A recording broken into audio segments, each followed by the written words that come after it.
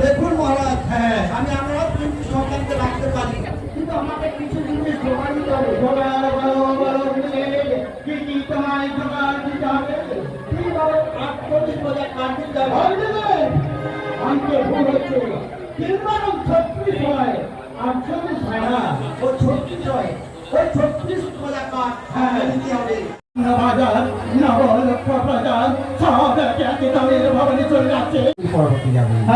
সেখানে গিয়ে দাদার পরিচয় দেবে, আমার পুজোর অর্চনার কথা বলবি, তারপর পুজো করে ভালো একটু শাস্তি আসবে বাবা। মাগো, ওকে একবারে প্রাণে মেরে দেবো? আরে বোকা ছেলে, একে যদি সবাই প্রাণে মরে যায়, বিরাটের হাতে পুজো নিয়ে তো মরবে বাবা, তাই নাকি?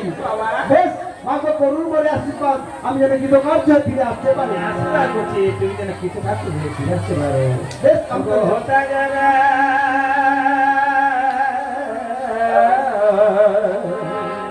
শিশু রূপে গোটা করে অন্তরে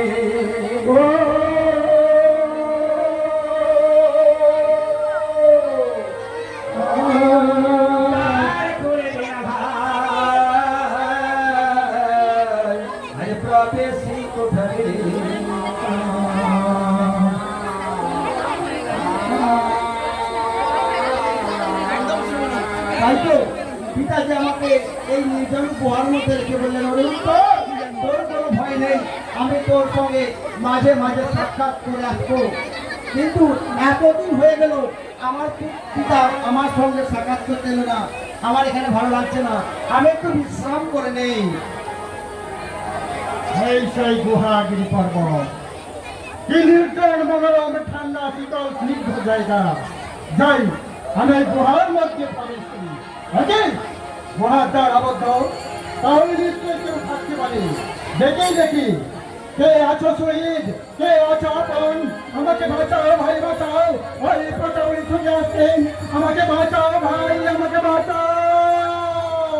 তুমি বাঁচাও বাঁচাও বলে চিৎকার করে ডাকছো, তুমি?